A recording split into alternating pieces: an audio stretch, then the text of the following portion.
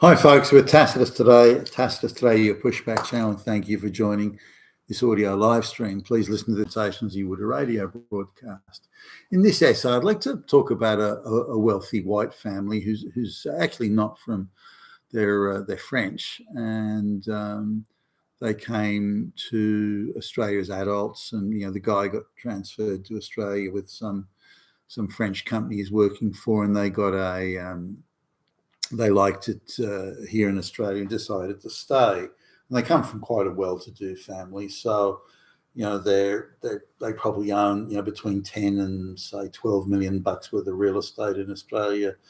They have vacations where they would burn 50,000 bucks a week when they go away, and they live a life of relative, at least, luxury. They're certainly in the top 0.5% of wealthy people in Australia. So I guess I quite like them. We know them and we see them from time to time. There are a few interesting things. Now, they're city people, college educated, big city, urban living, cosmopolitan. They've been to the very best schools and universities, and they've been exposed to the English language from, I think, first year high school, as I understand it.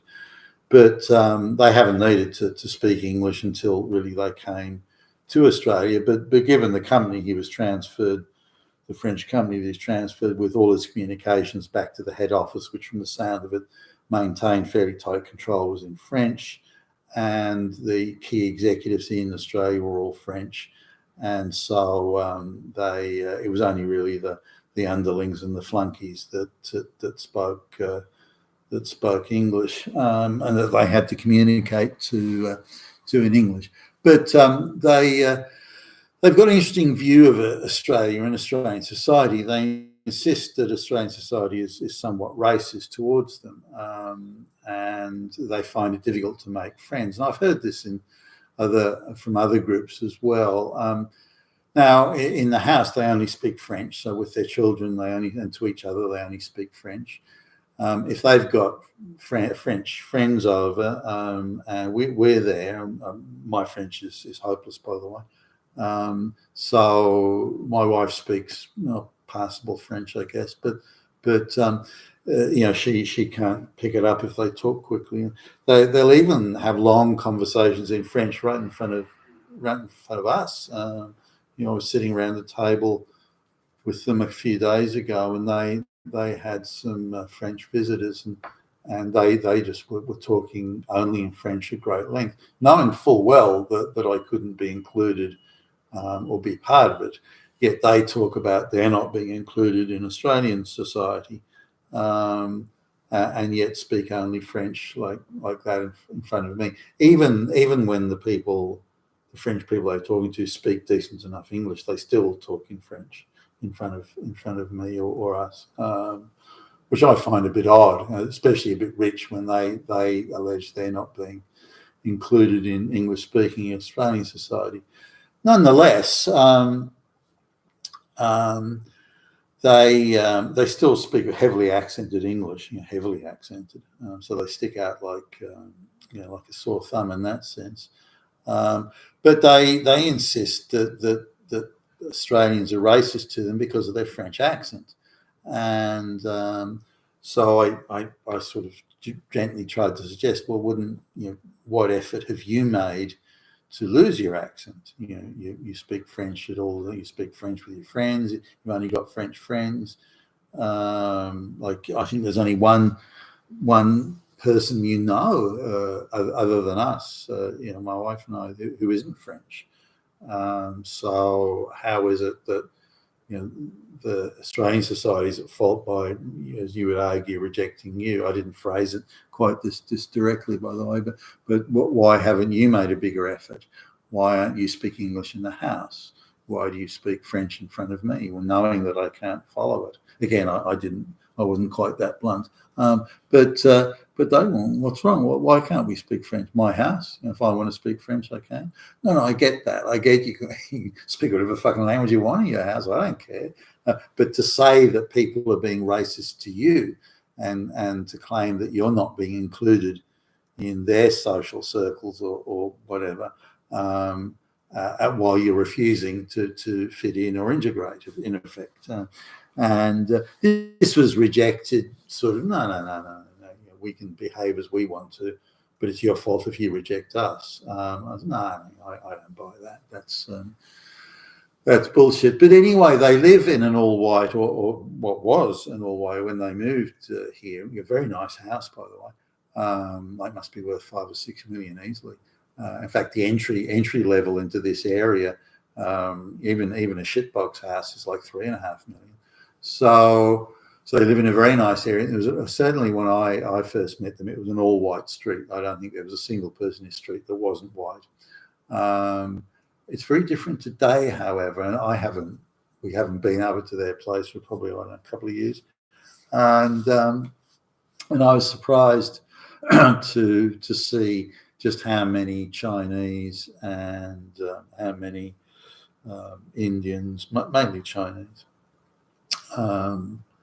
that have moved into the street, and how quickly properties. There was property just sort of a few days ago, because we came back to see them, and it was put up for sale on that day. It had sold within 3 days. I mean, that's again a $6 million property bought by Chinese. If there was a property for auction further on down the road that I remember looking at, there wasn't a single white face inside. It was all Chinese and Indians that were looking at it. So anyway, the neighbourhoods changed. So now there are the people across the road from their house, the two houses there, are both being bought by Chinese investors. There's only Chinese people working there as painters and decorators and doing all the work on the house. Only Chinese. They only speak Chinese there. I speak pretty decent Mandarin, so I can kind of listen in when they're shouting and calling out to each other. The people 2 down, there's Chinese people who've got starting 2 houses down there. 1, 2, 3 houses now owned by Chinese, who, just listening again, I can hear who scream curses at the white people as they go by. The white people wouldn't know; they would be able to understand Chinese. There are, and again, various other, a few Indians have moved in, and they things like dog love. They're not dog lovers, these people. They probably eat dogs, half of them. So this has changed the complexion of the neighbourhood. So the friendly, hey, how you going, or the waves, or this or that, or just seeing other white people around, that's gone. So people with very different attitudes and views, habits, behaviours. Now, these people, a few years ago, they were, aggressive supporters of mass migration. These French people, aggressive supporters of mass migration, multicultural. What a wonderful thing! It's so wonderful. I can get someone to mow my lawn and clean my pool at any time, and some illiterate peasant comes along, and they treated them as illiterate peasants. And I saw their interaction with a couple of them, and they were treated as, you're the lowest of the low, go and clean my toilets type attitude. But these people were far away. They lived, several suburbs away. They weren't in the street. They weren't in the neighbourhood. They weren't in the local park. They weren't in the local grocery store. Now it's different. In a couple of years, the transformation's been quite remarkable. I'd say the street's gone from being 0 non-white people to being 1/3 non-white people just in 2 years. I went to the local grocery store down the road from their place, and I would guess at half plus are now non-white. So the transformation in the neighbourhood's been astonishing, and the people that are coming in, that no way they have the money. I mean, the people across the road talk and act and move like absolute rural peasants. So the people with the money are buying up the properties. The Communist Party goons, the money launderers, are buying up the properties and then just filling them up full of illiterate third world peasants to go and work in their restaurants or sweep the floors or work at their takeout food shops or something like that. So the whole thing is a massive labour hire, money laundering, real estate money laundering scheme that are going on. That's going on, and it's our government here and all across the Western world is making no effort to stop it. No effort at all. And as well, even a minor party, a smaller party politician I was talking to a little while ago, and the subject of mass migration came up, and he separated. No, he wants wealthy. He wants overseas buyers to be able to buy up real estate because he says, look, I've bought I own a number of investment properties.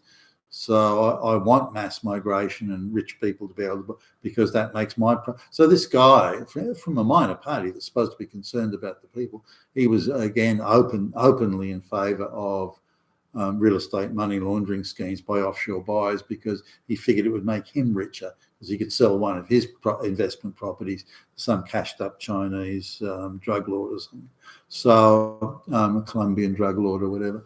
So this is widespread in the political class. They want this to happen, but the French people are taking a different view.